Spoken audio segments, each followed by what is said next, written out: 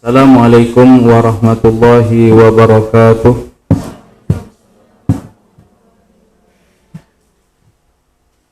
Innal hamdalillah nahmaduhu wa nasta'inuhu wa nastaghfiruh wa na'udzu billahi min shururi anfusina wa min sayyiati a'malina. Man yahdihillahu fala mudilla lahu wa may yudlil fala hadiya lahu. Ashhadu an la ilaha illallah wahdahu la syarika lah wa ashhadu anna Muhammadan abduhu wa rasuluh la nabiyya ba'dah. Ya ayyuhalladzina amanu taqullaha haqqa tuqatih wa la tamutunna illa wa antum muslimun.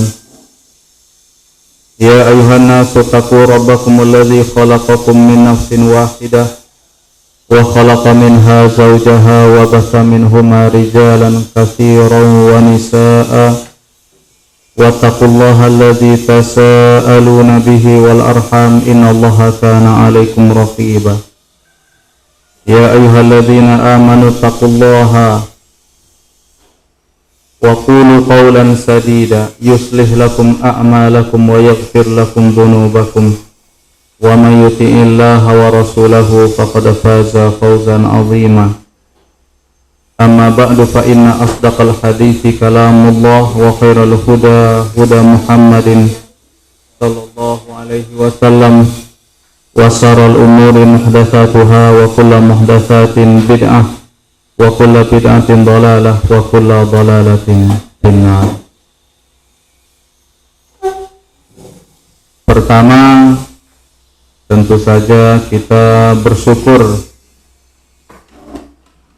kepada Allah Rabbul Alamin yang telah memberikan kita kesempatan, kesehatan dan kemauan sehingga kita walaupun berstatus sebagai pengajar atau pendidik, tapi kita juga tetap sama-sama masih memerlukan pembelajaran, sehingga kita atas izin Allah Subhanahu wa ta'ala masih perlu menimba ilmu, bersama-sama belajar.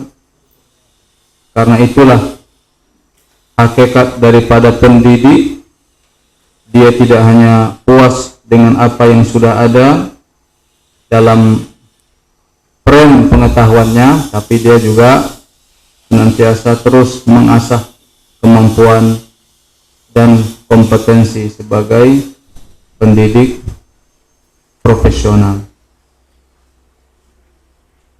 Dan salawat beserta salam atas Rasulullah sallallahu alaihi wasallam. Allahumma shalli ala Muhammad wa ala alihi wa sahbihi wa man tabi'ahum bi ihsanin ila yaumiddin.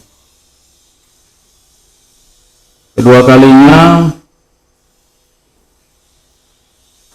kami atas nama pribadi dan institusi,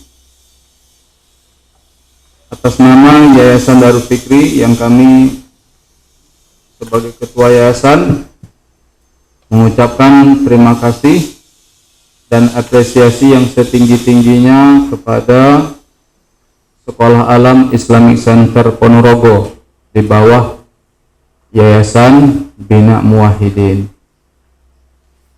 Jadi barangkali Bapak Ibu guru perlu kami sampaikan bagi yang belum tahu bahwa Darul Fikri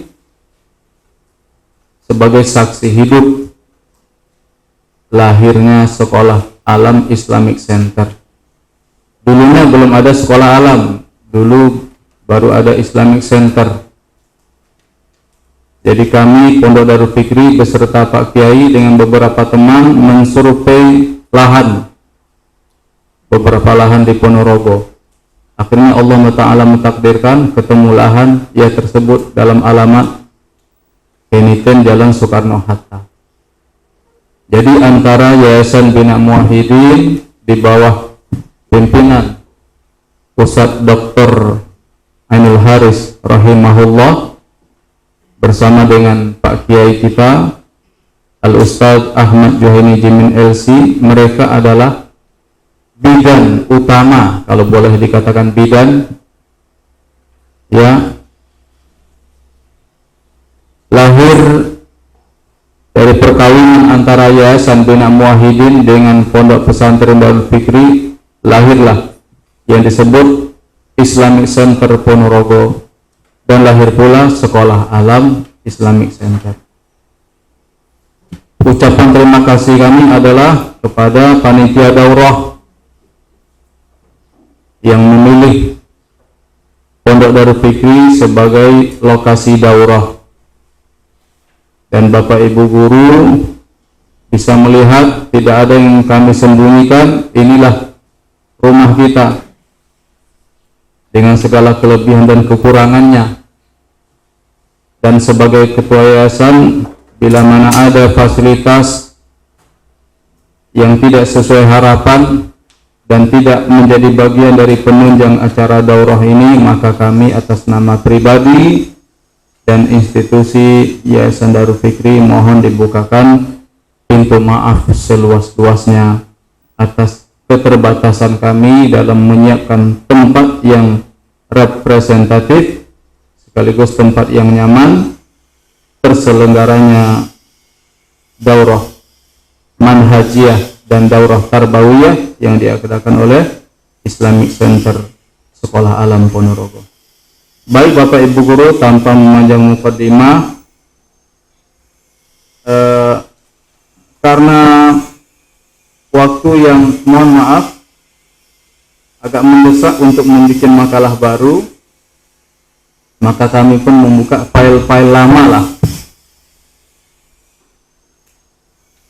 Maka apabila filenya sudah digandakan, itu ya dibaca sendiri aja nanti. Tapi pada kesempatan kali ini kita akan fokus kepada tema daurah. Baru nanti kita diskusikan.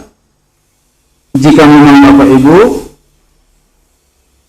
mau mendiskusikan makalah dengan judul Guru Profesi Rabbani Penyentuh Hati. Tapi yang kita bahas adalah yang sesuai dulu dengan tema daurah yang diberikan kepada kami, urgensi pendidik bermanhaj salaf.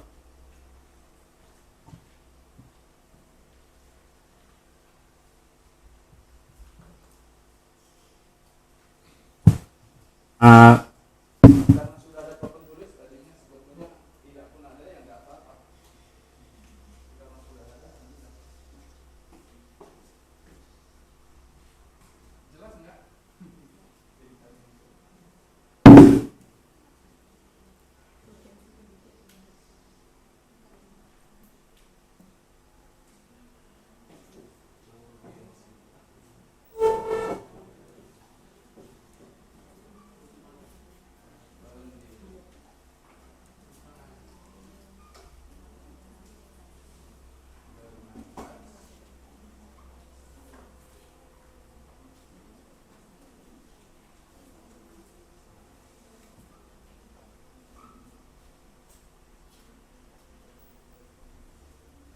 Paling tidak 4 pembahasan dalam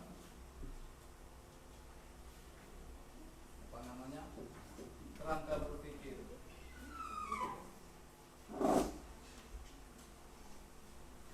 Yang pertama tentu saja di sana ada kata manhaj. Manhaj. Yang kedua nanti salah. Mau tulis bahasa Arab boleh, mau tulis bahasa Indonesia ya enggak apa-apa. Nah, ini kan.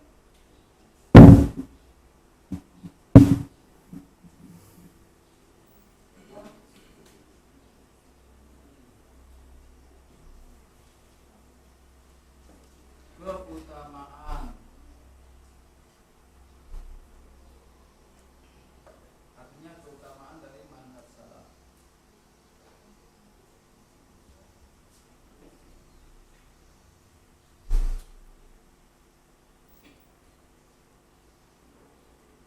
Yang keempat, karakter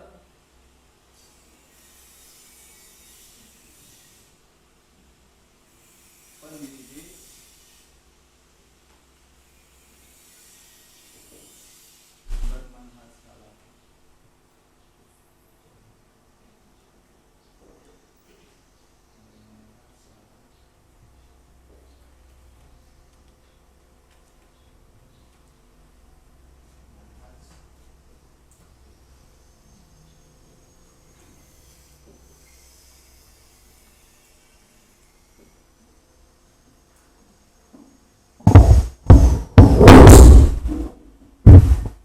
Jadi bapak ibu guru, saya manggil bapak ibu aja walaupun belum ada yang nikah, ada yang belum menikah. Ya, ibu aja nggak apa-apa ya. Secara umum karena guru itu panggilannya pasti bapak ibu. Nggak ada mas mbak, itu nggak ada. Manhaj itu secara bahasa artinya cara atau jalan. Maka secara istilah ya, cara beragama itu manhaj. Karena pada temanya ada bermanhaj, urgensi pendidik bermanhaj salaf, cara beragama.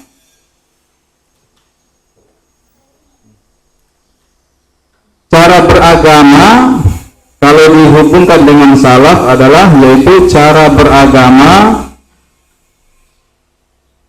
terhubung dengan kata salaf, maka para ulama memberikan pengertian yaitu berpegang teguh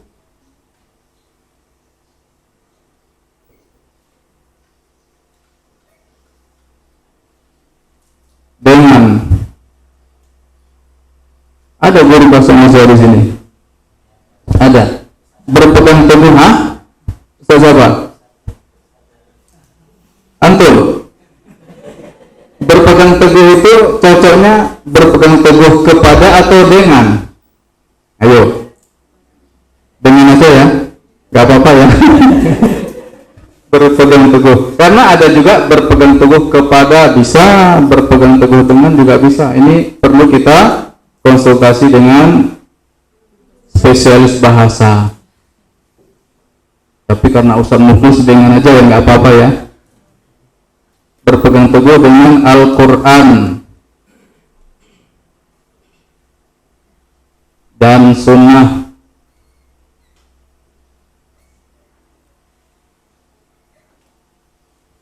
Berhentikah sampai di sini? Cukupkah dengan berpegang teguh dengan Al-Quran dan Sunnah? Karena mereka yang tidak bermanhaj salaf pun kalau ditanya pasti ini jawabannya. Kami cara beragama berpegang teguh dengan Al-Quran dan Sunnah. Walaupun mereka kadang-kadang ya berseberangan dengan Sunnah, berseberangan dengan Al-Quran. Kalau ditanya landasannya apa? Ini juga. Maka jika manhaj satu frase dengan salaf, ini nggak cukup. Mesti ada tambahan di atas pemahaman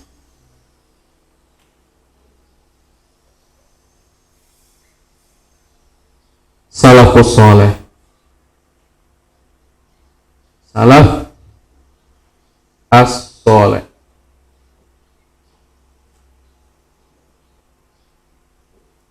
Nah, ini yang membedakan antara ahlus sunnah yang memang pure, murni, membedakan antara orang yang memang berpegang teguh dengan sunnah Rasulullah SAW dengan yang sedikit longgar, toleransi dengan hal-hal yang non sunnah. Bahkan bisa dikatakan mereka sangat tidak mustahil menjangkau yang bid'ah. Itu mereka juga berpegang teguh dengan Al-Quran dan Sunnah. Maka kita kunci, ini penguncinya di sini, di atas pemahaman salafus saleh. Satu saja contohnya tentang di mana Allah sajalah. Itu kan dari situ saja sudah bisa kita membedakan mana yang manhaj salaf, mana yang tidak. Kalau manhaj salaf berdasarkan Al-Quran dan Sunnah, Allah di langit, Allah di atas. Dimanapun posisi manusianya, di utara, di selatan, yang jelas Allah itu di atas mereka. Jadi jangan dibayangkan bumi itu kan bulat Pak Ustadz. Lalu kalau kebetulan mereka berada di wilayah bawah, ya tetap Allah itu di atas mereka. Allah di langit, langit, bersemayam di atas aras. Kalau ilmunya Allah itu baru di mana-mana. Tapi kalau Allah di langit, Al-Quran yang mengatakan di surah Al-Mulk, Aamintum fis sama an yakhsifa bikumul arda fa idza hiya tamur. Am amintum man fis sama. Fis sama semua. Jadi Allah itu di langit itu berdasarkan pemahaman as-salafus saleh dalam manhaj salaf. Nah, ini dia manhaj pengertiannya ini. Cara beragama berpegang teguh dengan Al-Quran dan Sunnah di atas pemahaman salaful ummah atau salafus saleh. Selesai pembahasan tentang manhaj. Sekarang salaf.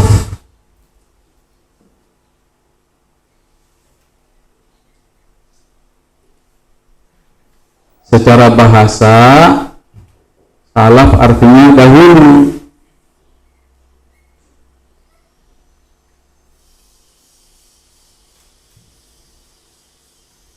Bisa juga bermakna awal.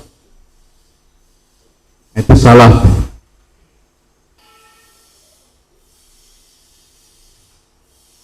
Misalnya kata Allah Subhanahu wa taala tentang wanita, salah satu wanita yang dilarang dinikahi, kata Allah, wa antajma'u bainal ukhtaini illa ma qad salaf. Nah, itu kata Allah. Ya. Jadi Al-Quran menjelaskan tentang wanita-wanita yang dilarang dinikahi oleh laki-laki, salah satunya adalah ipar. Kita punya istri, kemudian istri kita punya adik, maka menikah dengan adik istri itu nggak boleh. Tapi dulu boleh. Dulu masih boleh, kata Allah, wa antajma'u bainal ukhtaini illa ma qad salaf. Anda tidak boleh mengumpulkan dua saudara kandung. Artinya tidak boleh menikah dengan dua saudari kandung sekaligus. Illa ma qad salaf, kecuali yang sudah lalu. Itu makna salaf, artinya terdahulu, awal, secara bahasa atau secara etimologi. Secara istilah, maka salaf ini orang bisa zaman.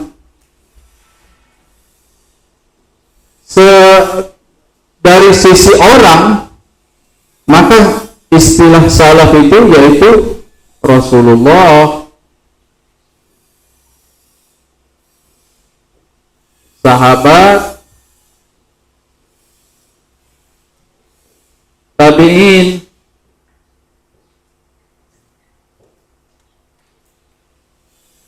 Ini salah. Atau tambah satu lagi, atba'ut tabi'in. Atba'ut tabi'in. Ini salah.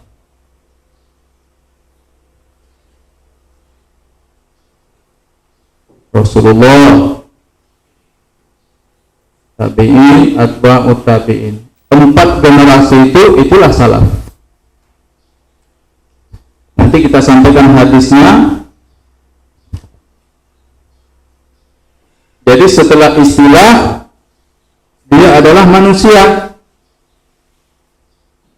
Ada lagi istilah dalam kategori lain yaitu zaman.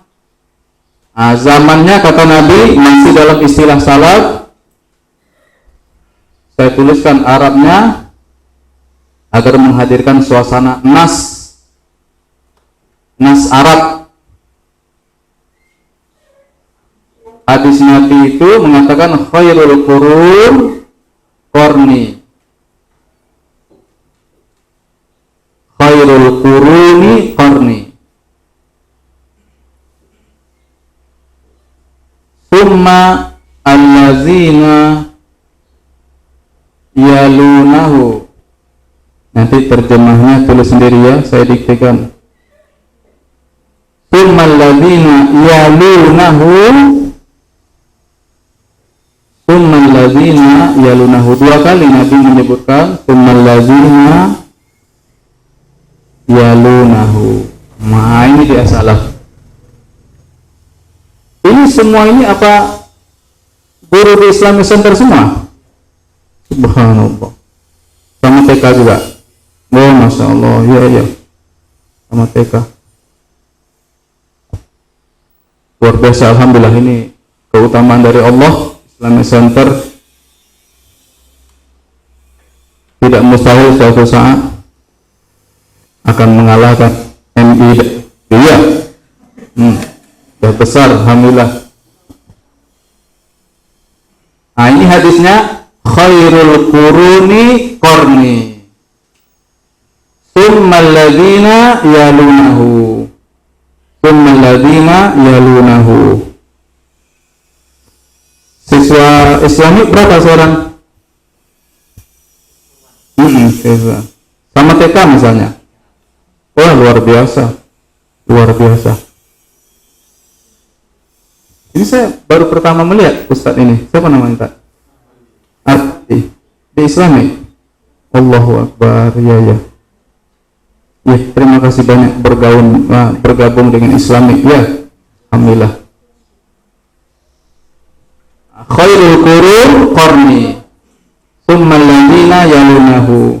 Tsummal ladzina yalunahu. Artinya sebaik-baik abad kurun itu sudah menjadi bahasa kita. Kurun itu aslinya bahasa Arab. Kurun ini artinya abad, masa 100 tahun. Ini dari bahasa Arab. Kurun jamaknya jamak dari kornun.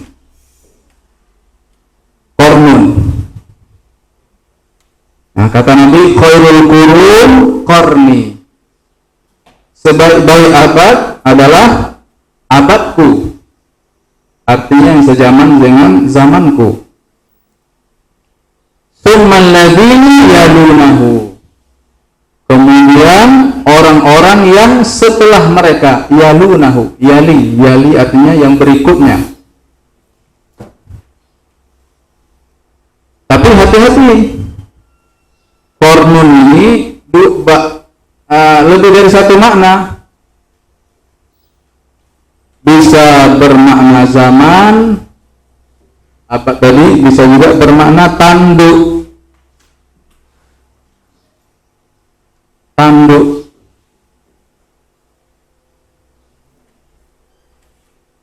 Jadi kalau ada nama orang, ya jangan salah, Zulkarnain itu bukan kornain yang ini, bukan bermakna dua tanduk, bukan. Kalau dua tanduk kan ya kambing, domba.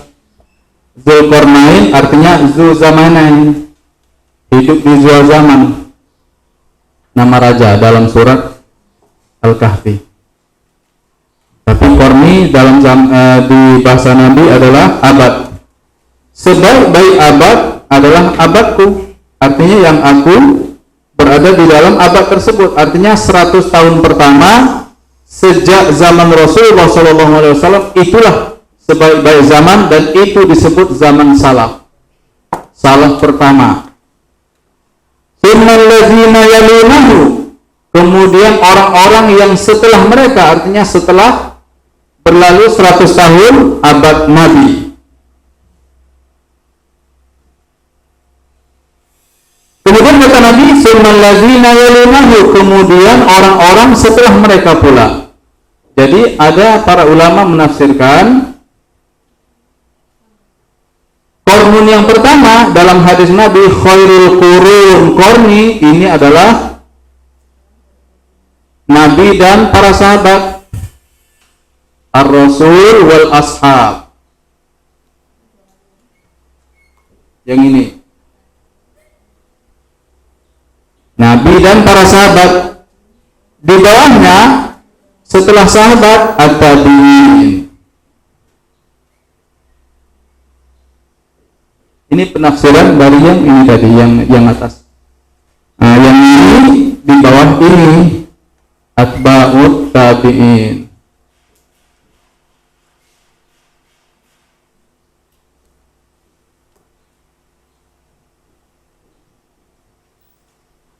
Jadi saja ini ada pembukaan, terus pembekalan. Alhamdulillah. Nah, jadi 100 tahun pertama Nabi dan para sahabat, 100 tahun kedua tabi'in. Tabi'in ini contohnya misalnya Sa'id Ibnu Musayyib itu tabi'in, Imam Hanafi itu tabi'in. Contoh atba'ut tabi'in, Imam Syafi'i, Imam Ahmad bin Hanbal, Al-Hasan Al-Basri, itu termasuk atba'ut tabi'in. Nah, inilah istilah salaf secara istilah, terminologi. Nah, jadi yang sama-sama kita perjuangkan, Islamic Center memperjuangkan, Pondok Darul Fikri memperjuangkan, yaitu tadi, kita tidak boleh putus dari ini. Tradisi keilmuan, karakter pendidikan, ya, proses pembelajaran, enggak boleh kita putus khairul qurun, dari manusia pada abad terbaik. Selalulah tersambung. Walaupun jarak kita sudah jauh, tapi alhamdulillah Allah beri kita kemudahan melalui para ulama. Apalagi sekarang dipermudah dengan internet, ya kan? Kita sangat mungkin terhubung dengan khairul qurun, dengan sebaik-baik abad. Baik, yang ketiga pembahasan kita tentang keutamaan. Keutamaan bermanhaj salaf ini apa? Yaitu keutamaan manhaj salaf.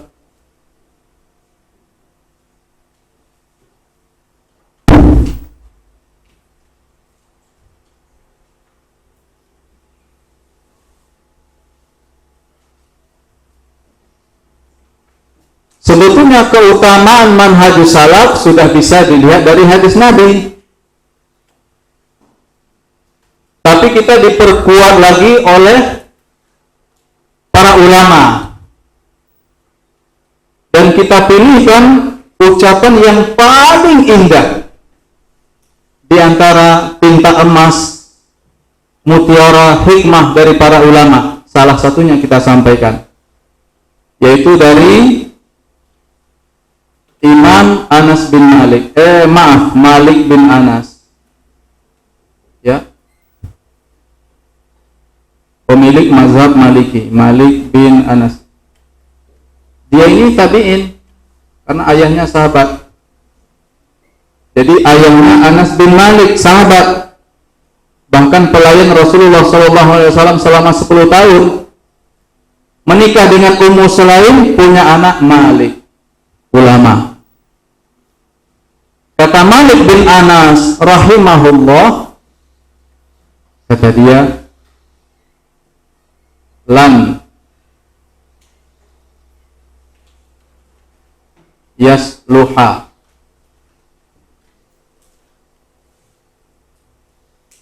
akhir hadhil ummah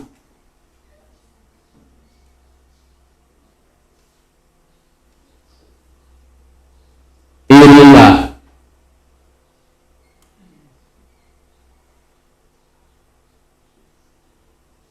bima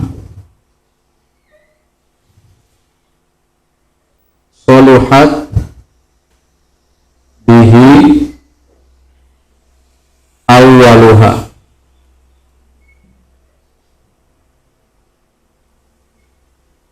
Ini huruf waw.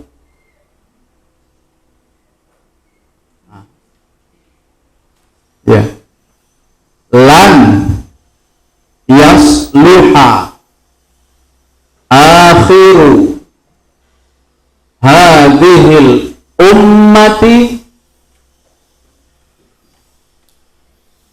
illa bima soluhat bil madi illa illa bima saluhat bihi awwaluha. Nah, ini yang barangkali tidak punya background bahasa Arab bisa lihat teman yang punya background bahasa Arab untuk memberi harakat. Ustaz baca sekali lagi, lan yasluha akhiru hadhil ummati illa bima saluhat bihi awwaluha. Ini dari Malik bin Anas tentang keutamaan. Artinya lan tidak akan. Nah, kita artikan aja secara harfiah supaya membantu kita untuk menghadirkan suasana bahasa Arab dalam kerangka berpikir kita. Walaupun tidak ada background bahasa Arab, tapi kita berusaha menghadirkan suasana bahasa Arab. Tidak akan, yasluha dari kata soleh, tidak akan jadi baik akhiru hadhil ummah, generasi terakhir umat ini,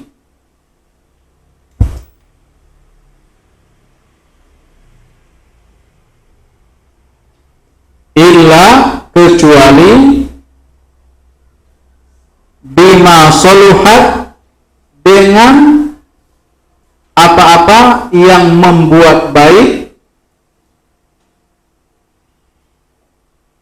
awaluha, generasi awalnya. Tidak akan menjadi baik akhir dari umat ini. Nah, kalau kita ini dikatakan awalul ummah atau akhirul ummah, kita ini loh, akhir. Jadi kita ini termasuk akhir hadhil ummah, generasi terakhir umat ini. Kalau yang awal, ya ini yang awaluha, ya ini Rasulullah, sahabat, tabi'in, atba'ut tabi'in. Jadi tidak akan menjadi baik generasi akhir dari umat ini kecuali dengan apa yang membuat baik generasi awalnya. Jadi jika kita ingin jaya, menang, ya tangguh, unggul menguasai dunia seperti yang pernah dialami oleh Rasulullah SAW, menguasai 2/3 wilayah bumi. Bahkan sahabat Umar bin Khattab menguasai Palestina. Ada Tariq bin Ziyad. Tariq bin Ziyad itu masuk generasi atba'ut tabi'in, seorang raja yang soleh, menguasai Spanyol yang dulu bernama Andalus. Andalus dikuasai, Granada dikuasai, ada namanya kota Sarkusto di Spanyol dikuasai, Cordoba atau bahasa kitanya Cordoba, itu di masa atba'ut tabi'in. Bahkan para zaman sahabat pernah jaya berdakwah di Cina, namanya Sa'ad bin Abi Waqqas di Cina, dan dia bisa bahasa Cina, belajar dia bahasa Cina. Dia dikabarkan menguasai bahasa Kantonis. Salah satu bahasa Cina itu ada Mandarin, Kantonis, Hokkien. Nah, Sa'ad bin Abi Waqqas menguasai bahasa Kantonis karena dia berdakwah daerah Kanton di Cina, dan kuburnya pun di Cina juga. Makanya di Cina itu, ya kalau dibandingkan dengan negara kita, bid'ah ada tapi nggak banyak. Itu Cina. Muslimnya minoritas, bid'ahnya pun minimal. Karena yang menyebarkan agama di sana itu sahabat. Di Indonesia, muslimnya mayoritas, bid'ahnya juga maksimal. Karena katanya menurut sejarah, ya Indonesia itu penyebaran Islamnya lewat pedagang India, Gujarat, Yaman, wallahu alam. Itu hanya sejarah, bisa fakta, bisa juga tidak fakta. Nah, intinya Bapak Ibu guru, ini tugas kita. Ini bukan hadis ya, makanya saya sampaikan tadi, ini bukan hadis, ini perkataan Malik bin Anas, tapi luar biasa, indahnya luar biasa. Lan yasluha akhiru hadhil ummah illa bima saluhat bihi awaluha. Jadi para ulama itu karena hati mereka bening, ya, dibimbing oleh Allah. Sebagaimana Allah Subhanahu wa taala berfirman, "Innama yakhsyallaha min ibadihi ulama." Hanya para ulama yang benar-benar takut kepada Allah. Maka dengan bekal takwa itulah ulama itu nuraninya bening. Ya, hatinya jernih. Maka dari hati yang jernih itu keluarlah kata-kata yang mutiara ini tadi. Ini kan bukan perkataan pelaku maksiat, enggak. Ini muncul memang dari hati yang bening, dibimbing oleh Allah atas taufik, ma'unah, hidayah, irsyad dari Allah. Muncullah kata-kata indah, bak mutiara mutumatikam, lam yasluha akhir hadil ummah ila bima saluhat bihi awaluha. Nah, ini keutamaan manhaj salaf. Banyak keutamaan dalam Al-Quran, misalnya as-sabiqun al-awwalun minal muhajirin al-ansar, ya banyak dalam Al-Quran, banyak tentang keutamaan as-salaful ummah. Yang terakhir untuk tulisan kita di papan tulis tentang karakter pendidik bermanhaj salaf. Maka saya setuju dengan panitia daurah menggunakan istilah pendidik. Ya, karena di makalah saya yang hanya 3 lembar itu, ya, kita menyusun diagram beda antara pengajar dengan pendidik, ya, bisa dikaji secara mandiri. Nanti kalau ada kritik, ya silakan langsung ke Ustadz, kritik isi makalahnya. Jadi betul ketika kita memilih istilah pendidik. Nah, nanti kita sama-sama diskusikan sedikit tentang makalah. Karakter pendidik bermanhaj salaf itu adalah dia memperjuangkan tauhid.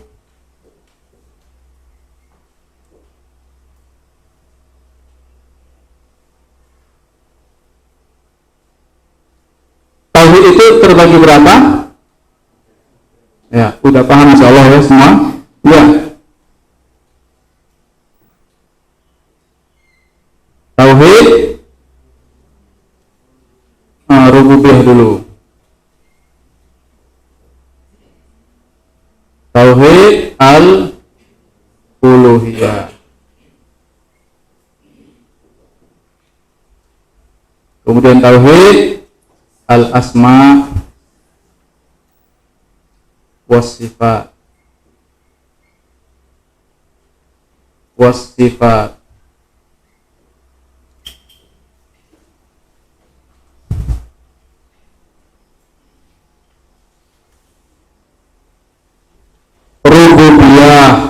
Rububiyah ini dari kata Rabb.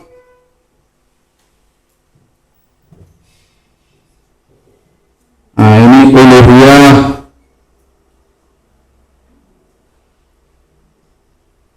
Uluhiyah bisa, ilahiyah pun bisa, nggak apa-apa. Ini asma, yaitu nama-nama dan sifat Allah. Asma dan sifat. Nama dan sifat-sifat Allah. Nah, ini ya untuk memberikan karakter tauhid kepada peserta didik kita, bukan hanya milik guru-guru ilmu syar'i, enggak. Ini sangat mungkin disampaikan juga oleh guru-guru umum atau guru-guru mata pelajaran umum, mata pelajaran non agama, sangat mungkin. Tauhid rububiyah, mohon maaf saya pindah ke bawah. Rububiyah itu disebut juga tauhid af'al. Ya, ini rububiyah. Istilah lainnya af'al, artinya perbuatan Allah, af'al. Ya, rububiyah pasangannya af'al. Uluhiyah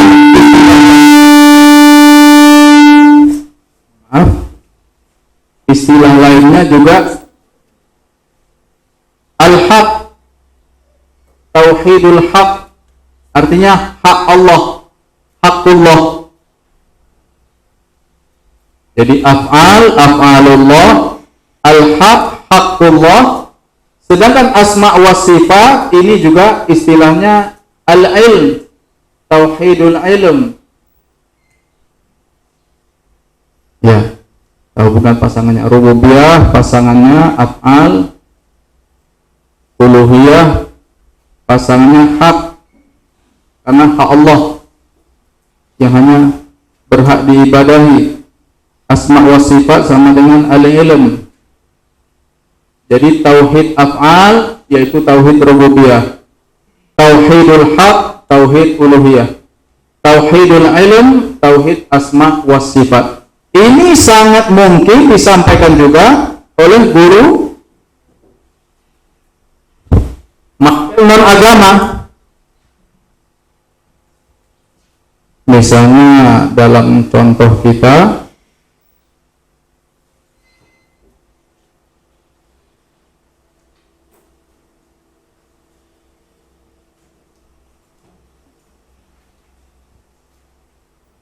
kita ambil 3 guru saja. Nanti kira-kira kita diskusi, ini guru ini dia kira-kira menyampaikan tauhid yang mana? Nah, itu ya. Kita pilih 3 guru saja. Guru matematika. Ada di sini, hadir. Hadir ya. Ya, siap-siap aja saya tanya nanti. Kira-kira fokusnya kemana? Guru biologi.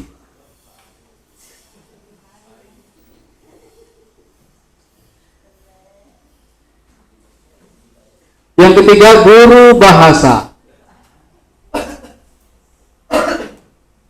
Indonesia, bahasa Inggris terserah. Nah ini, dari ketiga mata pelajaran guru ini, kira-kira jika kita pasangkan satu persatu, maka guru matematika bisa memberikan fokus ke tauhid yang mana? Siapa guru matematika? Yang putra? Ya. Kira-kira tauhid yang mana yang bisa disampaikan sebagai guru matematika satu dari 3 ini?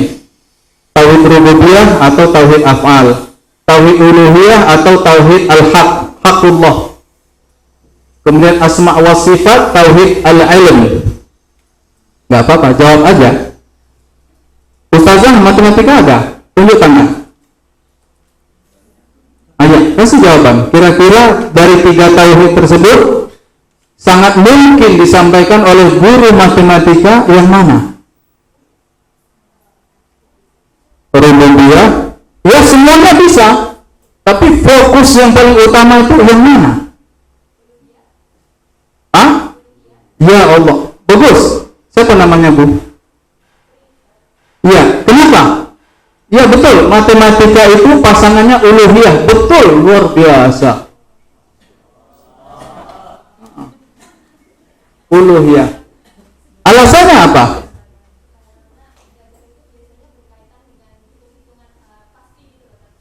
Hitung-hitungan pasti, satu. Yang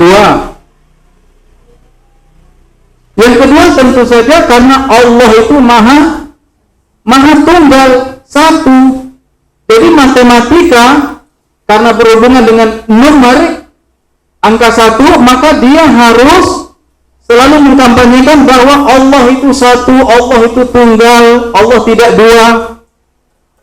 Betul. Maka guru matematika dia sangat mungkin menyelipkan pesan dakwahnya melalui pelajaran yaitu tauhid yang paling inti ini justru. Tauhid paling inti itu uluhiyah. Betul. Pasti.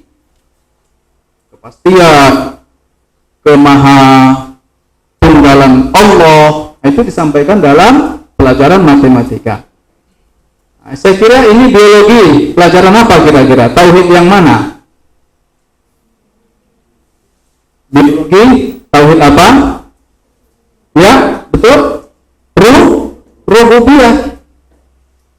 Nah, guru biologi dia punya peluang untuk menyampaikan tauhid rububiyah. Tauhid rububiyah, tauhid yang berhubungan dengan af'alullah. Af'al, perbuatan-perbuatan Allah. Ya, guru biologi kan berhubungan dengan fotosintesis, apalagi guru biologi makhluk hidup, mutualisme, ya, simbiosis.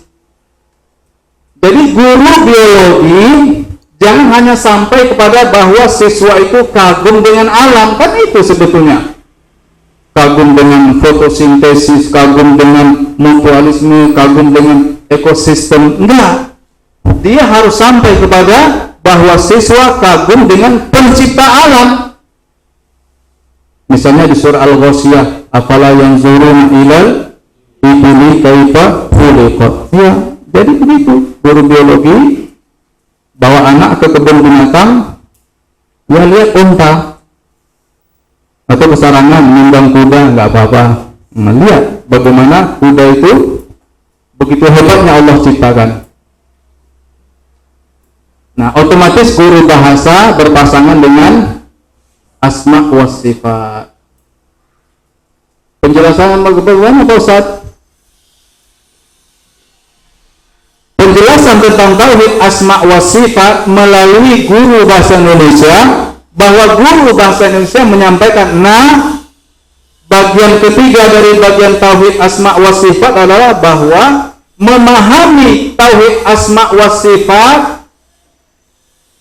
pemahaman utama yang diwariskan oleh generasi salaf itu adalah pemahaman harfiah. Harfiah, literate, sesuai bangunan huruf per huruf.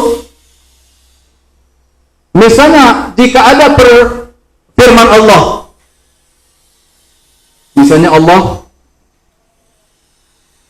menjelaskan tentang perahu Nabi Nuh, tajri bi a'yunina.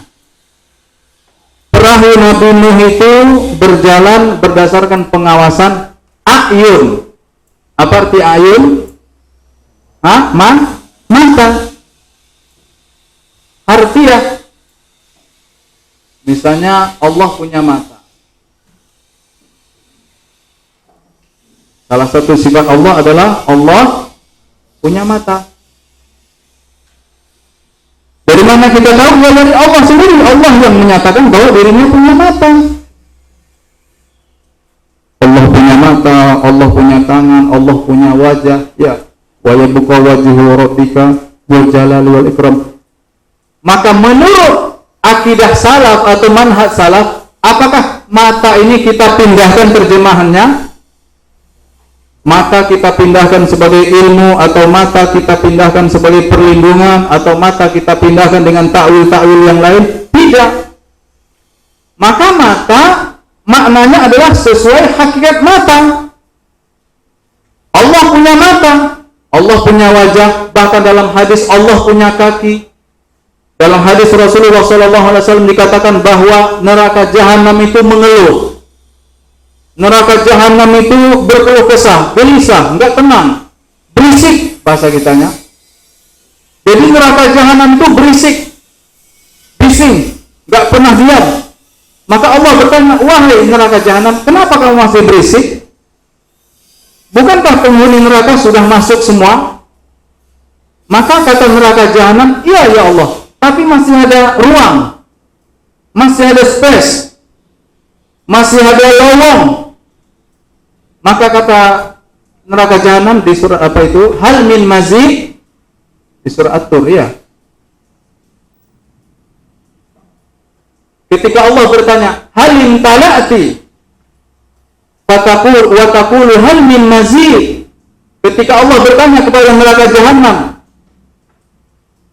apakah Anda sudah penuh? Hal in tala'ti, Wa taqulu hal min mazid, maka neraka jahanam pun menjawab, ya Allah, apakah ada tambahan?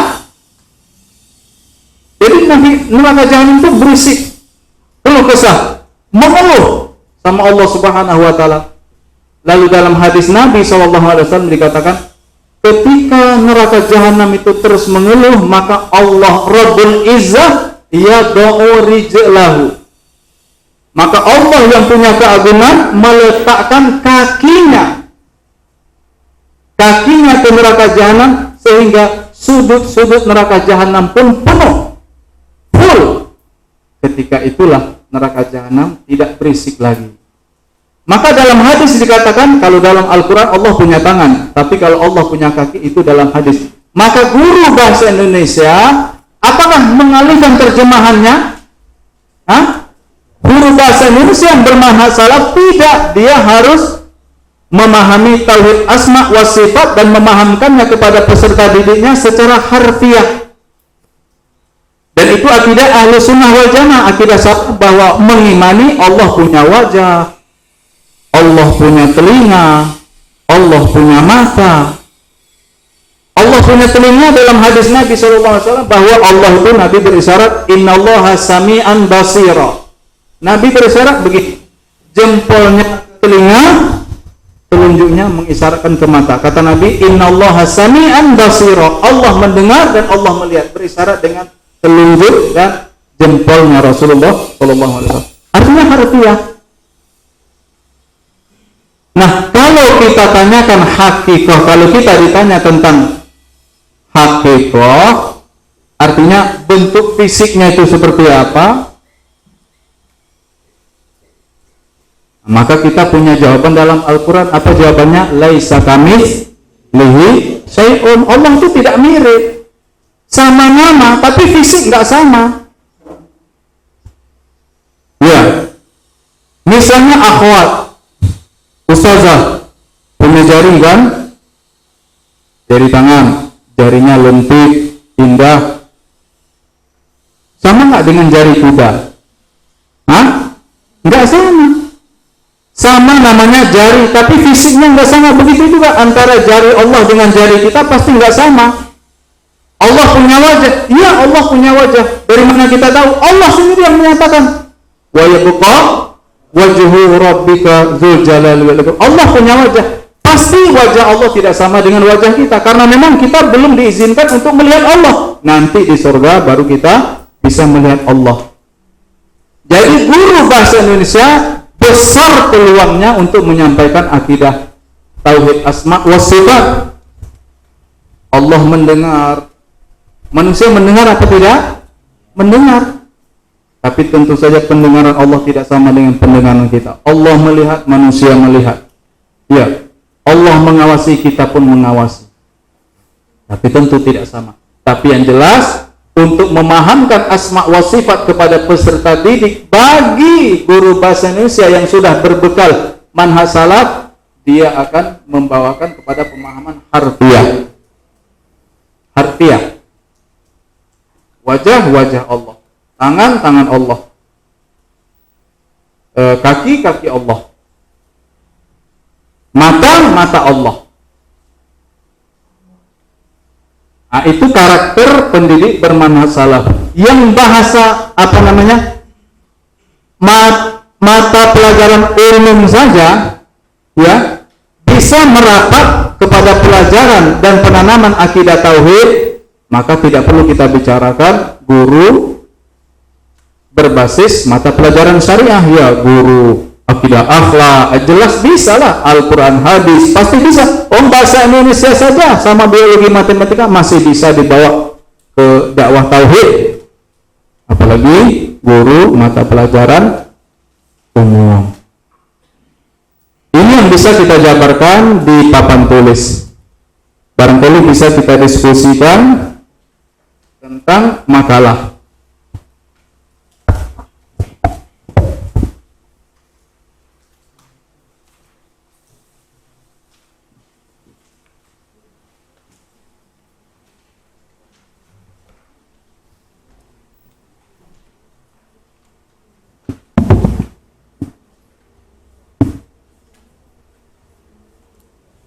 pada halaman pertama Bapak Ibu guru, ya, ini makalah pertama waktu kami diundang, ini 3 tahun yang lalu, PGRI Kecamatan Balong, kami diundang, hadir waktu itu perwakilan dari Dinas Pendidikan Sekaresidenan Madiun, hadir di Ponorogo, hadir di Balong.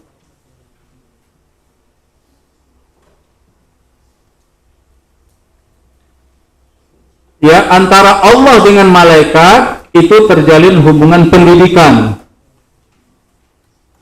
Ketika malaikat ya semacam mengajukan protes mengapa Allah menciptakan Adam, maka Allah pun menjelaskan maksudnya. Adapun hubungan Allah dengan Adam, maka Allah hanya mengajarkan. Jadi Allah sebagai pengajar, mengajarkan nama-nama objek yang ada di alam dunia.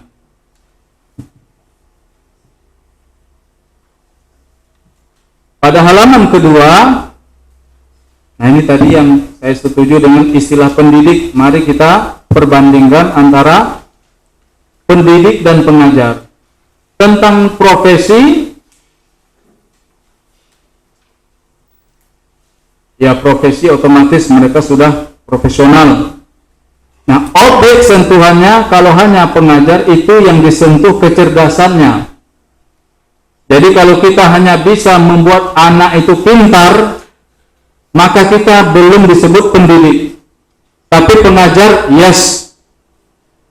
Maka pendidik itu harus menyentuh selain otak, hatinya disentuh.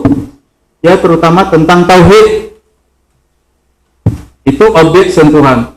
Basis interaksi kalau pengajar sebatas pengetahuan, ya, yaitu Allah dengan, kalau pengetahuan Allah dengan Adam, sebatas Allah mengajarkan nama-nama alam semesta.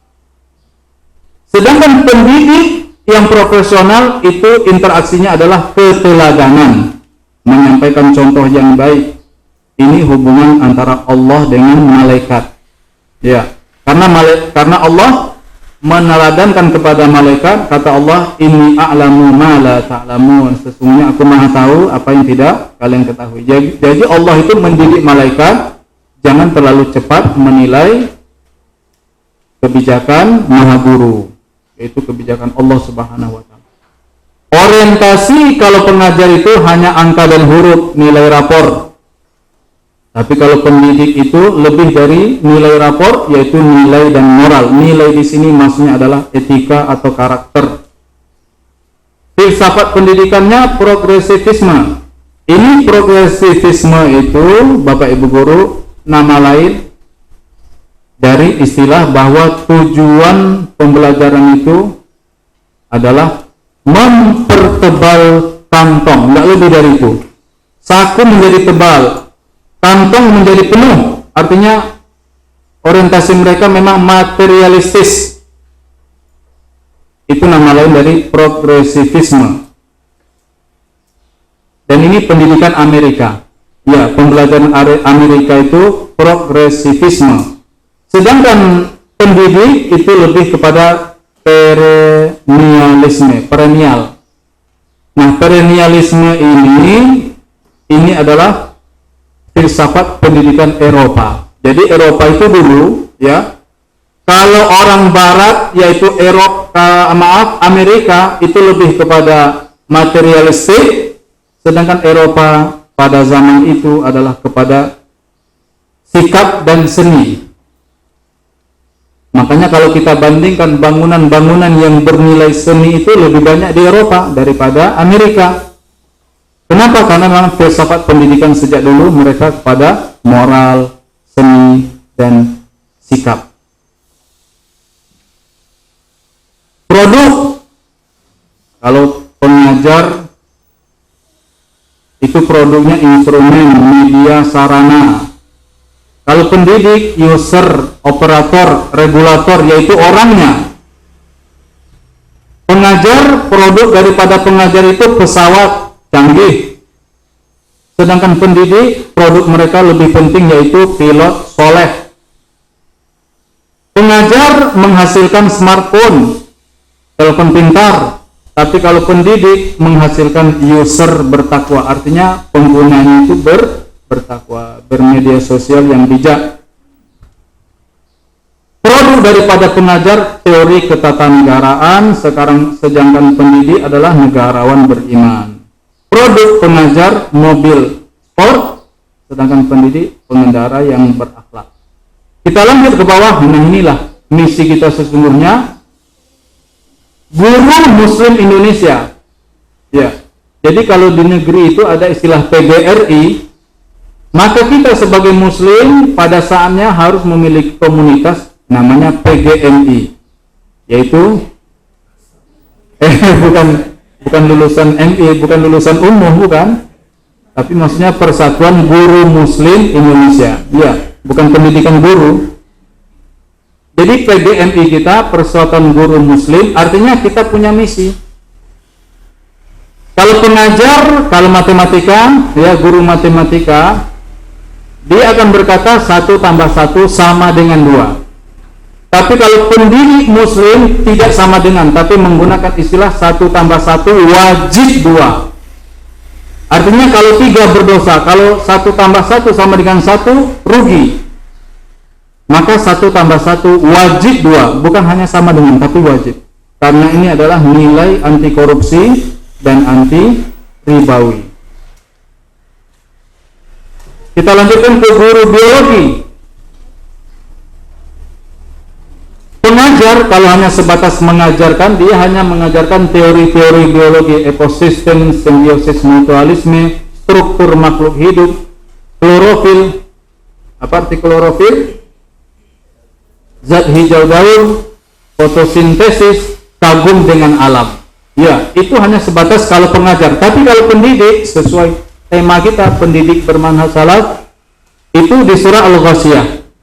Afala yanzuruna ilal ibili kaifa khuliqat wa ilas sama'i kaifa rufi'at wa ilal jibali kaifa nusibat wa ilal ardi kaifa sutihat fadzakir innama anta mudzakir. Berakhir kepada kagum kepada pencipta alam, bukan hanya kagum kepada alam saja, tapi kepada pencipta alam. Guru olahraga selalu memberikan nilai kepada siswanya, yang terkuat, yang tercepat akan memenangkan pertandingan. Sedangkan pendidik pendes orkes lebih dari itu, dia membawakan hadis Nabi SAW, al-mu'minul qawi khairun wa ahabbu ilallah minal mu'min ad-dha'if. Mukmin kuat lebih Allah cintai daripada mukmin yang lemah. Dan juga mengajarkan olahraga sunnah. Ya, ada hadis Nabi, alimu auladakum as-sibahah wal-rimayah wal-farusiyah. Ajarkan anak kalian mahir berenang, memanah, dan berkuda. Islamic Center sudah ada yang mana? Kolam renang udah ada belum? Belum. Memanah? Udah. Memanah ada ya. Berkuda? Kuda belum. Kuda lumping. Apa kuda jatil? Ponorogo. Ya. Nah, ini olahraga sunnah yang harus ada di pendidik bermanhaj salaf. Guru bahasa Indonesia, kalau pendidik, dia tidak hanya sebatas sebagai pengajar. Kalau pengajar bahasa Indonesia, ya berbicara dan menulis sesuai kaidah bahasa yang benar dan ejaan yang disempurnakan. Tapi sebagai pendidik, terutama pendidik bermanhaj salaf, dia senantiasa menyampaikan hadis Nabi SAW, man kana yu'minu billah wal yaumil akhir falyakun khairan aw liyasmut. Nah, itu nilai-nilai pendidik bahasa. Terakhir guru fisika. MI belum ada fisika ya? Belum. Sains ya, sains. Nah, ini termasuk sains. Ya, kalau sebatas pengajar, mereka hanya mengatakan ya hukum gerak Newton berbunyi setiap benda akan memiliki kecepatan konstan, yaitu kecepatan yang menetap, kecuali ada gaya yang resultannya tidak nol bekerja pada benda itu. Ini guru sains atau pengajar. Sedangkan pendidik sains itu bisa mengambil dari hadis Nabi SAW, firman Allah, firman Allah berbasis akidah. Ya, ini firman Allah yang berbunyi, wahai manusia, ya ayuhan nas, duriba masalun fastami'ulah, maka dengarkanlah olehmu, telah dibuat perumpamaan. Innal ladzina tad'una min dunillah lan yakhluqu dzubaban, yang kalian seru selain Allah tidak mampu menciptakan seekor lalat pun. Walau ijtama'ulah, meskipun mereka bersatu untuk menciptakan lalat itu. Lalat itu lemah, tapi manusia tidak juga mampu menciptakan lalat. Namun di balik kelemahan lalat, ternyata lalat punya kekuatan. Kata Allah, wa in yaslubhumudz dzubabu syai'an la yastanqidhuhu min. Dan jika lalat itu merampas sesuatu dari mereka, tidaklah mereka dapat merebutnya kembali dari lalat. Nah, ini kan termasuk sains. Ya. Orang-orang musyrik yang menyembah selain Allah menciptakan lalat saja nggak mampu. Nah, makhluk yang lemah ini ternyata tidak mampu dikalahkan, padahal dia lemah. Lalu Allah Subhanahu wa taala menutup firman-Nya dengan firman-Nya, dha'ufat talibu wal matlub. Artinya, dha'ufal abid wal ma'bud. Lemahlah yang menyembah sekaligus lemah yang disembah. Artinya orang musyrik itu lemah, yang mereka sembah pun sama-sama lemahnya dengan mereka. Nah, ini perumpamannya melalui sains, melalui lalat. Coba kalau kita makan roti, ya, lalat enggak mencubit roti kita itu, apakah bisa kita rebut kembali dari lalat? Enggak bisa. Ini sains.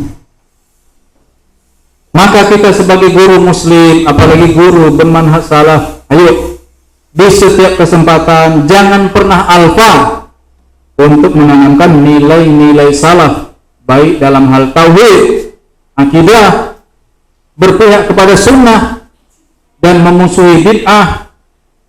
Itu adalah suatu keniscayaan bagi pendidik bermanhaj salaf.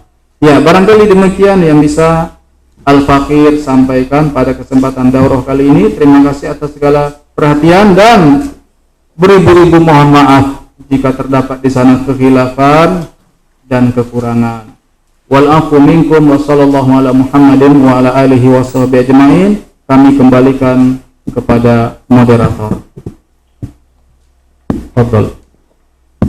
Alhamdulillah, demikian tadi pemaparan materi yang sangat luar biasa. Sebenarnya kita kurang karena memang waktunya harus dicukupkan. Sebelum start untuk pindah, mungkin ada satu atau dua pertanyaan atau diskusi yang perlu disampaikan. Ini kami buka dua pertanyaan. Dari Ustazah, ada? Ada? Terus istri, ya. Ada lagi selain istri untuk Ustazah? Mari, baik. Dari istri terlebih dahulu. Terus agak keras ya.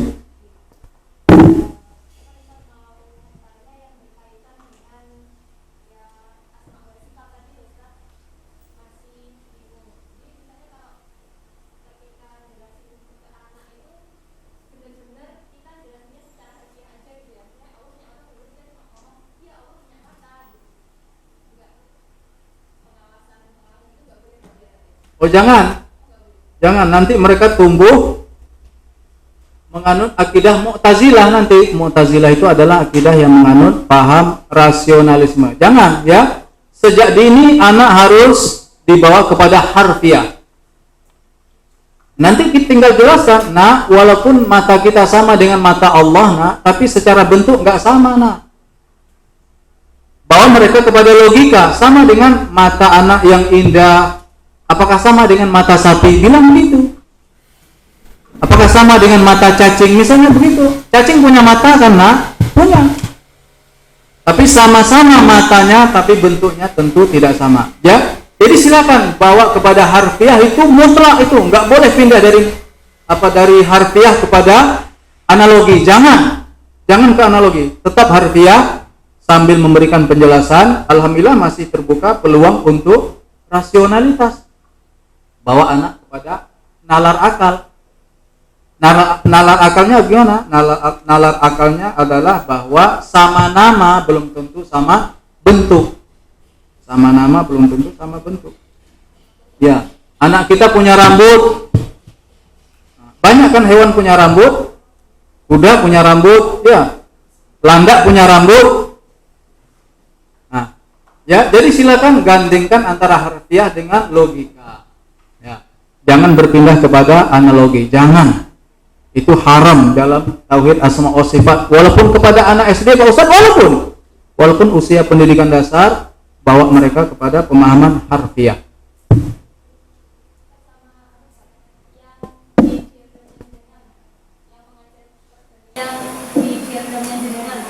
Yang pengajar profesional sama pendidik profesional. Itu kan kalau yang pendidik benar-benar kayak outputnya orangnya bisa dikatakan tidak. Kalau yang pengajar itu alatnya. Nah, kalau misalnya kita pengen jadi pendidik profesional, tapi dia itu secara orangnya itu juga berakhlak bertakwa, tapi dia juga tetap bisa mengembangkan dari segi ada produk alat bentuk gitu loh. Itu memungkinkan atau enggak sih? Sangat memungkinkan, ya. Jadi pendidik, makanya kita kita lupa mencantumkan kaidah. Bahwa setiap pendidik pasti pengajar. Nah, itu kaidahnya. Untuk menjawab pertanyaan ustazah, lupa kita sampaikan di makalah, ya. Setiap pendidik pasti pengajar. Tapi apakah setiap pengajar itu pendidik? Belum tahu. Nah, itu jawaban dari pertanyaan ustazah, bahwa itulah kaidah, setiap pendidik pasti pengajar. Tapi tidak setiap pengajar itu pendidik, ya. Karena pengajar mereka hanya mampu menyentuh otaknya disentuh. Makanya ini kan semuanya produk otak. Ya, handphone, mobil, pesawat. Tapi yang lebih penting, ya silakan ustazah jawab. Mari kita sepakat. Lebih penting mana? Pesawat canggih atau pilot yang soleh? Ya, yang lebih penting yang mana? Pilot yang soleh tentu saja. Pesawat yang canggih mampu mengangkut misalnya ratusan jamaah haji. Ya, ibadah haji rukun Islam yang kelima, memanfaatkan teknologi yang canggih. Dan teknologi yang canggih itu adalah produk otak. Tapi kalau pilotnya mabuk-mabukan, atau malah bermain dengan pramugarinya, ya, apa yang terjadi? Fatal. Jamaah haji bisa saja jatuh sebelum tawaf, ya gitu ya. Sebelum tawaf jatuh. Nah, jadi kita sepakat bahwasanya pendidik itu jauh lebih utama daripada pengajar. Maka setiap pendidik pasti pengajar. Tapi tidak setiap pengajar itu pendidik. Cukup ya, Ustaz. Selanjutnya Gus Balameri.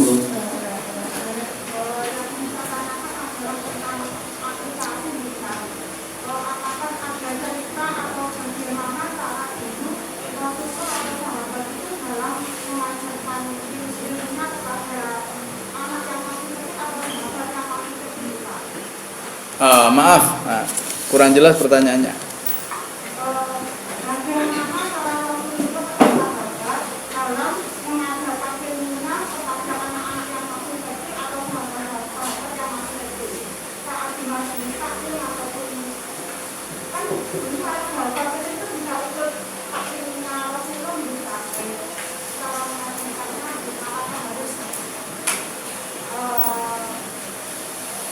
Anak kecil ya maksudnya? Oh iya, oke, ditangkap pertanyaannya.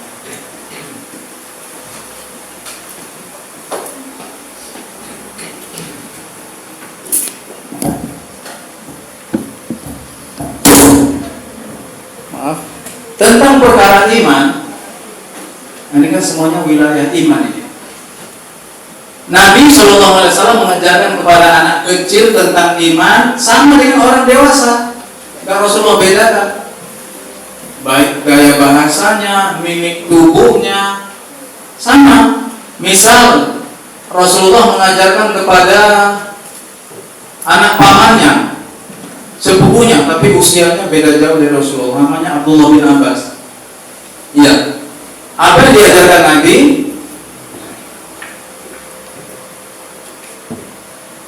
Nabi mengajarkan, kata Nabi, ya gulam u'allimuka bikalimatin. Wahai nak, walaupun itu sepupu Rasulullah, tapi Rasulullah memanggilnya dengan panggilan Ananda, ya gulam. Siapa ingat ya? Hadis Nabi kepada Abdullah bin Abbas.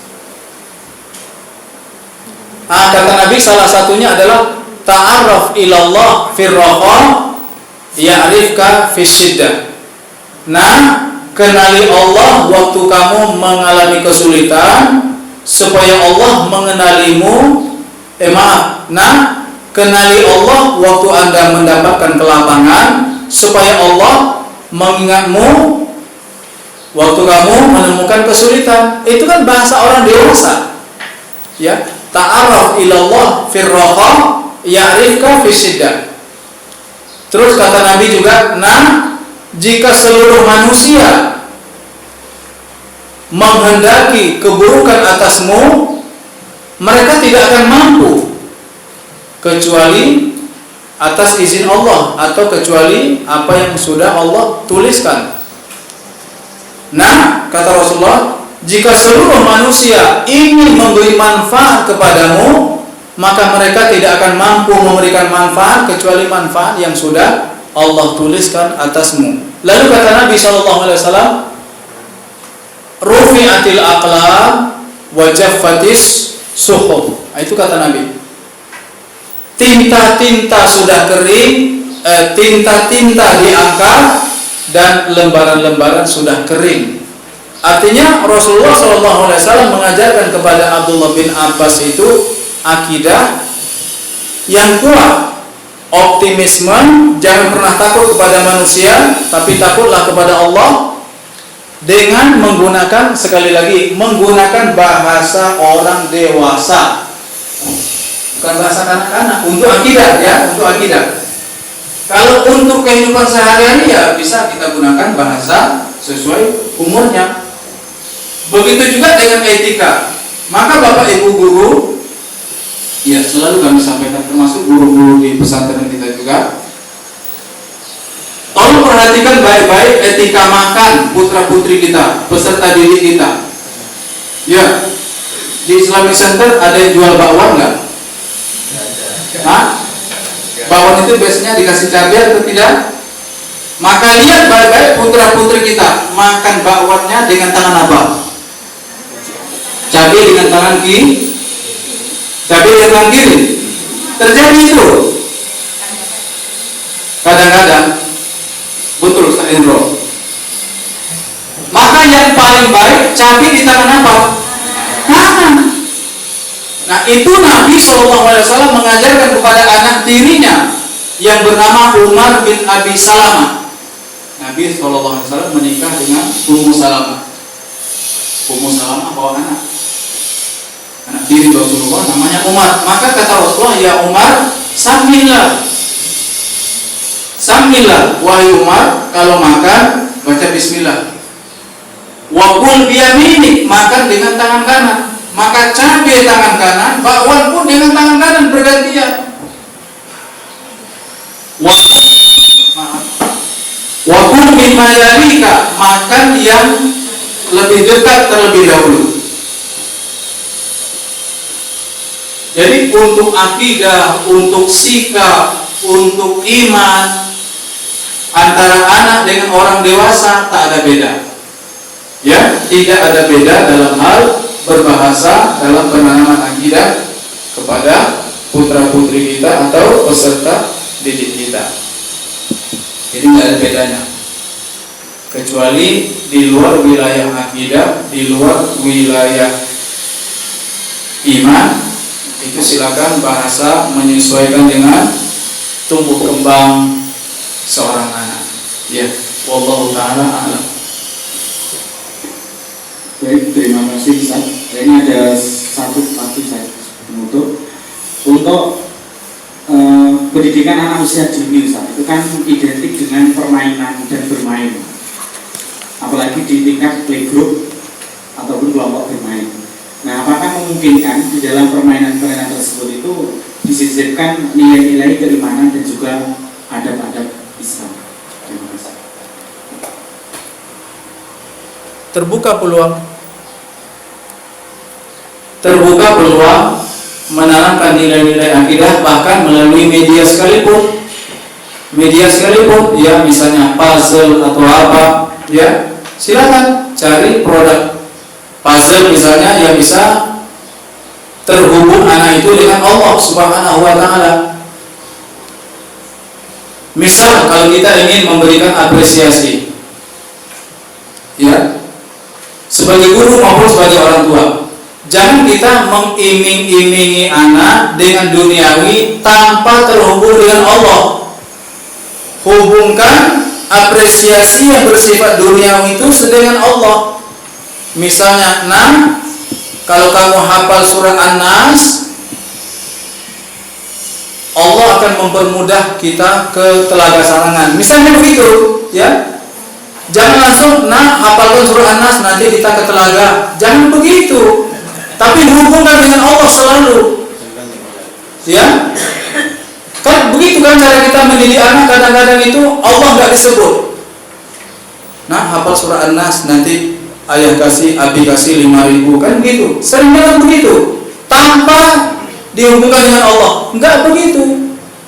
Maka pendidik yang bermakna salaf, siapa yang hafal surah An-Nas, ada hadiah dari Allah melalui abi, melalui ustaz, melalui ustazah, hadiah dari Allah 10.000 atau hadiah dari Allah sebiji pena misalnya, selalu disebut Allah. Maka ustaz-ustazah yang keliru adalah jika Allah tidak disebutkan dalam apresiasi, itu keliru besar. Anak cenderung, ya, bisa jadi dia hafal 30 juz bukan karena Allah, tapi karena apa? Karena apresiasi, karena lewat. Dan itu otomatis itu benih apa itu? Benih kemusyrikan. Ketika dia hafal Al-Quran bukan karena Allah, tapi karena hadiah. Apalagi kalau misalnya hadiahnya misalnya umroh atau apalah, sehingga Allah tidak pernah tersebut dalam apresiasi tersebut. Masih terbuka peluang untuk kita menanamkan akidah, walaupun dalam suasana permainan itu sangat terbuka peluang untuk kita menanamkan akidah. Akidah ini, Bapak Ibu guru, ini adalah, ya, masa depan anak. Pendidikan itu, kita itu berhubungan dengan masa depan manusia. Bukan masalah dia sukses atau tidak suksesnya di dunia, tapi lebih dari itu sukses atau tidak suksesnya nanti dia di akhirat. Dan itulah misi pendidikan, mengantarkan peserta didik untuk menang di dunia, ya, sukses di akhirat. Nah, sukses di akhirat itu tidak ada lain, medianya melalui penanaman akidah. Wallahu ta'ala alam. Alhamdulillah, 90 menit kita belajar dengan beliau Al-Ustaz Mukhlis Mahyusa Hafidhullah Ta'ala. Dan luar biasa, sebenarnya inilah yang kita maksud di SAIJ Ponorogo sejak 2018 lalu, bahwa harus ada kolaborasi atau integrasi antara pendidikan yang diajarkan dengan kurikulum iman dan adab yang insya Allah menjadi gagasan di SAIJ Ponorogo. Dan kami ucapkan terima kasih dan jazakumullah khairan kepada Al-Ustaz atas waktu dan juga ilmunya. Mudah-mudahan Ustaz sehat selalu dan berkah ilmu dan juga keluarga Ustaz. Amin. Demikian, terima kasih saya sebagai moderator. Apabila ada salah kata, saya mohon maaf yang sebesar-besarnya. Marilah forum sesi kedua ini kita tutup bersama dengan doa kafaratul majelis. Subhanallahumma wa bihamdika asyhadu an la ilaha illa anta astaghfiruka wa atubu ilaik.